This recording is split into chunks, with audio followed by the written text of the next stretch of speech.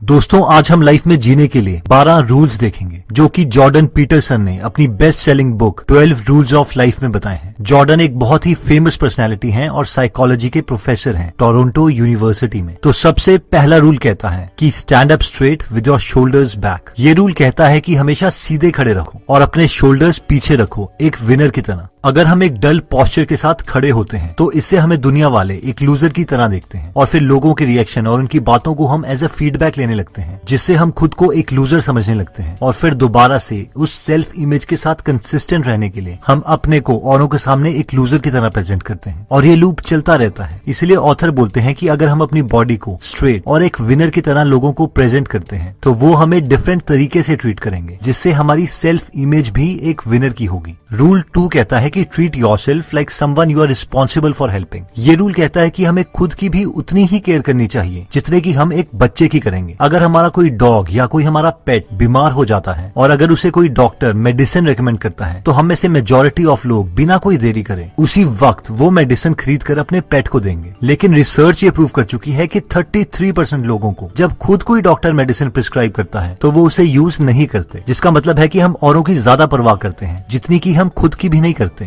Rule 3 आता है make friends with people who want the best for you. ये rule कहता है कि उन्हीं से दोस्ती करो जो लोग बुरे वक्त में आपकी मदद करें। कंपनीज में ज्यादातर देखा गया है कि किसी अंडर अचीवर को एक हाई परफॉर्मिंग टीम में डाल दिया जाता है, ये सोचते हुए कि उस अंडर अचीवर की परफॉर्मेंस भी टीम में और लोगों की तरह इम्प्रूव हो जाएगी। मगर स्टडीज ये बार बार प्रूव कर चुकी है कि ज्यादातर केसेस में अंडर अचीवर की बुरी आदतें टीम को डिक्लाइन करती है, ना कि इम्प्रूव। इसलिए ऑथर कहते हैं कि अपने नए दोस्त बनाने के लिए हमें बहुत चूजी होना पड़ेगा। इसका मतलब ये नहीं है कि हम मतलबी हो गए हैं, क्योंकि हेल्प करना फ्रेंडशिप में दोनों तरफ से होता है। जब हम लो फील कर रहे होते हैं, डीमोटिवेटेड फील कर रहे होते हैं, तो हमारे दोस्त हमें मोटिवेट करेंगे और जब वो लो एनर्जी स्टेट में हैं, तो हमारा भी फर्ज बनता है कि हम उन्हें याद दिलवाएं कि उनमें बहुत कैपेबिलिटी है और वो किसी भी डिफिकल्ट स्टेज को पार कर सकते हैं। रूल 4 आता है compare yourself to who you were yesterday not with someone else. ये रूल कहता है कि अगर हमें लाइफ में प्रोग्रेस करनी है तो अपनी आज की परफॉर्मेंस को अपनी कल की परफॉर्मेंस के साथ कंपेयर करो, ना कि किसी और की परफॉर्मेंस के साथ। ऑथर बोलते हैं कि इस धरती में 7 बिलियन लोग हैं और बहुत सारे लोग आपसे आपकी ही फील्ड में अच्छे होंगे, और अगर हम अपने को औरों से कंपेयर करते हैं तो हर वक्त हमारे पास दुखी होने का रीजन होगा। फॉर एग्जाम्पल, अगर आप अपने को अपने दोस्तों के साथ कंपेयर करते हैं और देखते हैं कि आपके फ्रेंड्स आपसे बहुत ज्यादा फाइनेंशियली अच्छे हैं, तो आप अपने को एक कंप्लीट फेलियर मान सकते हो। लेकिन अगर आप अपने को देखो कि आपने पिछले साल के कंपैरेटिवली इस साल अपनी फैमिली के लिए बहुत कुछ किया, तो यही बात हमें बहुत पॉजिटिव एनर्जी दे सकती है। रूल 5 आता है do not let your children do anything that makes you dislike them. ये रूल कहता है कि एक बच्चे को एक रिस्पॉन्सिबल सिटीजन बनाना पेरेंट्स की रिस्पॉन्सिबिलिटी है। स्टडीज ये प्रूव कर चुकी है कि कई बच्चे बचपन से ही एग्रेसिव, गुस्से वाले होते हैं। इसलिए पेरेंट्स को चाहिए कि ऐसे बच्चों को एक अच्छा सिटीजन बनाने के लिए खुद एफर्ट करें, ना कि सोसाइटी पर छोड़ दें। एफर्ट्स जैसे कि बच्चे को क्लियर करें कि गलत करने पे उसे क्या पनिशमेंट मिलेगी, और पनिशमेंट क्राइम के अकॉर्डिंग होनी चाहिए। साथ में पेरेंट्स को अपने बच्चे को घर के रूल्स क्लियरली बताने चाहिए और रूल्स की क्वांटिटी कम रखें ताकि बच्चे कंफ्यूज ना हो। रूल 6 आता है set your house in perfect order before you criticise the world. यार, कोहली ने ना ये शॉट ठीक से नहीं मारा, AR रहमान ने बीट मिस कर दी। ऐसे बहुत से लोग हैं जो औरों को फ्री में एडवाइस देना पसंद करते हैं, बेशक उन्हें खुद उस फील्ड के बारे में कुछ भी ना पता हो। और जब उनसे खुद कोई पूछता है कि आपने अपनी लाइफ में कुछ क्यों नहीं अचीव किया, तो उनका आंसर हमेशा यही होता है, यार दुनिया में इतनी मुश्किलें हैं ना, बस दूसरों को आसान लगती है, खुद करो तो पता चलता है। और एग्जैक्टली ये रूल भी यही कहना चाहता है कि जब तक हम खुद की लाइफ को ऑर्डर में ना ले आए तब तक फ्री में औरों को एडवाइस नहीं देनी चाहिए। हो सकता है आपके एरिया में भूकंप आया हो, लेकिन अगर आपको पहले से ही पता था कि इस एरिया में भूकंप आ सकता है और फिर भी आपने कुछ नहीं किया, तो ये आपकी गलती है, ना कि भगवान की।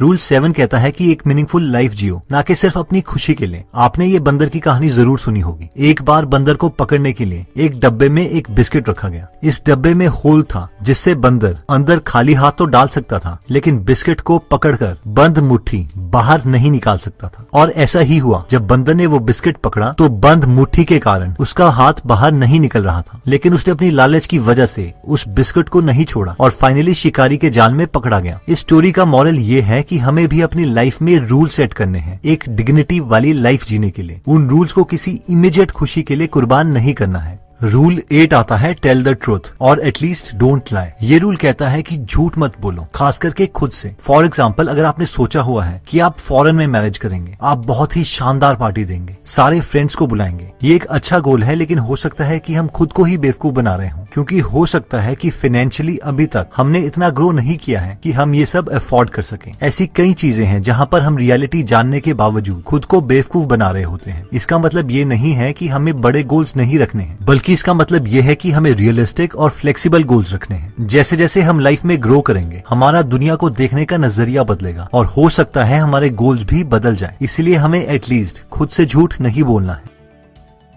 रूल 9 आता है assume that the person you are listening to might know something you don't. ये रूल कहता है कि जब भी हम किसी से बात करते हैं तो हमारा मेन मोटिव होना चाहिए कि हम उनसे कुछ ऐसा सीखें जो हमें पहले मालूम नहीं था। किसी भी कॉन्वर्सेशन का मेन गोल ये होता है कि दो लोग अपने इंडिविजुअल आइडियाज से एक ऐसा आइडिया बनाए जो उन दोनों आइडिया से बेटर हो। लेकिन आजकल के टाइम में लोग अपनी बातों को और अपने दुख को दूसरे को बताना ज्यादा प्रेफर करते हैं एज कम्पेयर टू दूसरों की बातें सुनने से। कई बार हमें दूसरों के आइडिया सुनने से दुख हो सकता है, क्योंकि हमारे आइडियाज जिन पर हम बचपन से यकीन कर रहे थे, हो सकता है वो गलत निकले। लेकिन ये एक प्राइस है जो हमें पे करना ही पड़ेगा अगर हमने इम्प्रूव और ग्रो करना है। रूल 10 आता है be precise in your speech. Life बहुत कॉम्प्लेक्स है और इसे समझने के लिए मेजॉरिटी ऑफ ह्यूमंस सिर्फ उतने पार्ट को ही सीखते हैं जो उनकी लाइफ के लिए इम्पोर्टेंट है। अब ऑब्वियसली हम दुनिया के सारे कॉन्सेप्ट्स तो नहीं सीख सकते, लेकिन ऑथर बोलते हैं कि हमें चीजों को अपनी जरूरत से ज्यादा सीखना चाहिए और उसके लिए क्लियर लैंग्वेज यूज करनी चाहिए। फॉर एग्जाम्पल, अगर हम बीमार हैं तो हमें डॉक्टर को बहुत क्लियर डेटा देना पड़ेगा कि हमारे साथ क्या हुआ है, कि क्या पहले हमारा पेट दर्द कर रहा था या फिर हमें फीवर था, क्या हमारा पेट दर्द कुछ स्पेसिफिक खाने के बाद हुआ और वो क्या चीज थी जो हमने खाई और पेट दर्द स्टार्ट हो गया, और वो क्या चीज थी जो हमने खाई। ज्यादातर बीमारियों को डॉक्टर्स इसीलिए डायग्नोज नहीं कर पाते क्योंकि पेशेंट्स उन्हें क्लियर डेटा ही प्रोवाइड नहीं करते। इसलिए ऑथर बोलते हैं कि इन इम्पोर्टेंट केसेस में हमें एकदम प्रिसाइज लैंग्वेज का इस्तेमाल करना चाहिए। रूल 11 आता है do not bother your children when they are skateboarding. इस रूल में बेसिकली ऑथर कहना चाहते हैं कि अपने लव्ड वंस को रिस्क के लिए प्रिपेयर करना एक ज्यादा बेटर ऑप्शन है एज कम्पेयर टू उन्हें वो रिस्की काम ही ना करने देने से, क्योंकि लाइफ में बहुत सारी चीजें हैं जो रिस्की हैं। इसके लिए मैं आपको अपनी लाइफ का एक पर्सनल एग्जांपल देना चाहता हूँ। अगर आपको याद होगा तो 2014 में हिमाचल प्रदेश मंडी डिस्ट्रिक्ट में 24 इंजीनियरिंग स्टूडेंट्स की पानी में डूबकर डेथ हो गई थी, क्योंकि वहां पर हाइड्रो प्लांट का टेररिस्ट गेट खोल दिया गया था और ये बात स्टूडेंट्स को पता नहीं थी। अब इस इंसिडेंट के बाद मैक्सिमम पेरेंट्स ने अपने बच्चों को बताया कि उन्हें पानी के पास कभी नहीं जाना है और इवन उनसे प्रोमिसेस ली गई कि वो ऐसा कभी नहीं करेंगे। लेकिन मेरे एक रिलेटिव ने, जो कि पहले इंडियन नेवी में थे, उन्होंने अपने लड़के को पहले स्विमिंग सिखाई और एक दिन उसे रिवर के पास ले जाके धक्का दे दिया, सिर्फ ये देखने के लिए कि वो ऐसी सिचुएशन में कैसे रिएक्ट करता है। और एज एक्सपेक्टेड वो आराम से तैरकर किनारे में आ गया। ये एक बहुत ही कैलकुलेटिव रिस्क था, क्योंकि मेरे रिलेटिव अपने लड़के के साथ थे और अगर वो पैनिक करता तो वो उसे बचा लेता। अब पॉइंट ये है कि हर पेरेंट्स अपने बच्चे को प्यार करते हैं, लेकिन बेटर ऑप्शन क्या है? अपने लव्ड वंस को रिस्क से एकदम दूर रखना, जबकि कभी ना कभी उन्हें लाइफ में रिस्क आएंगे ही आएंगे, या फिर उन्हें रिस्क के लिए प्रिपेयर करना। रूल 12 आता है pet a cat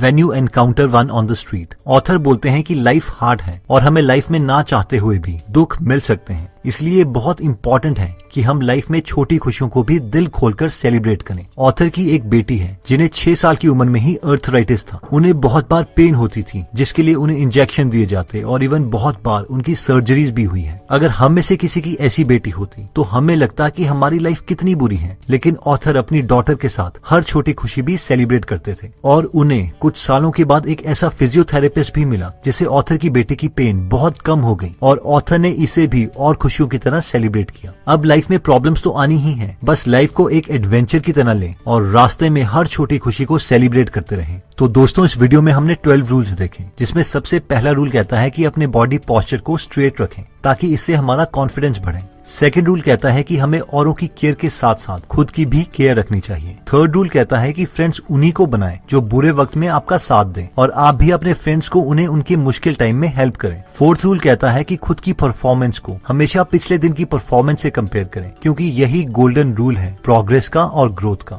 5th rule कहता है कि अपने बच्चों को या लव्ड वंस को इम्प्रूव करने की जिम्मेदारी आपकी है, ना कि किसी और की। 6th रूल कहता है कि पहले खुद को इम्प्रूव करें, दुनिया को बाद में इम्प्रूव करना। 7th रूल कहता है कि अपनी डिग्निटी को मेंटेन रखने के लिए एक मीनिंगफुल लाइफ जियो, ना कि सिर्फ अपनी खुशी के लिए हर एक्शन लो। 8th रूल कहता है कि कोशिश करें कि किसी से झूठ ना बोलें, खास करके खुद से। 9th रूल कहता है कि जब दूसरे की बात सुनो तो ये सोचो कि उसे कुछ ऐसा पता है जो हमें नहीं पता, ताकि हम ग्रो और इम्प्रूव करते रहें। 10th रूल कहता है कि हमें अपनी फील्ड के अलावा और फील्ड्स के बारे में भी थोड़ी नॉलेज रखनी चाहिए और हमें खुद को एक्सप्रेस करने के लिए प्रिसाइज वर्ड्स यूज करने चाहिए। 11th रूल्स कहता है कि अपने लव्ड वंस को रिस्क के लिए प्रिपेयर करो, ना कि उन्हें रिस्क से दूर ले जाओ, क्योंकि रिस्क तो उनकी लाइफ में आने ही आने हैं। और फाइनली 12th रूल में हमने देखा था कि हर छोटी छोटी खुशियों को भी सेलिब्रेट करें। दोस्तों, इस बुक में और भी काफी इंटरेस्टिंग टिप्स दिए गए हैं। अगर आप ये पूरी बुक पढ़ना चाहते हैं तो डिस्क्रिप्शन में दिए हुए लिंक पे जाके आप ये बुक खरीद सकते हैं। आप 2 फुल बुक्स को भी फ्री में सुन सकते हैं, जिसके लिए मैंने लिंक डिस्क्रिप्शन में दे दिया है। दोस्तों, अगर आप फ्री में हिंदी ऑडियो बुक समरी सुनना चाहते हैं तो डिस्क्रिप्शन में दिए हुए लिंक पे जाके आप हमारी गीगल ऐप डाउनलोड कर सकते हैं। वहाँ पे आप फेमस बुक सुन सकते हैं,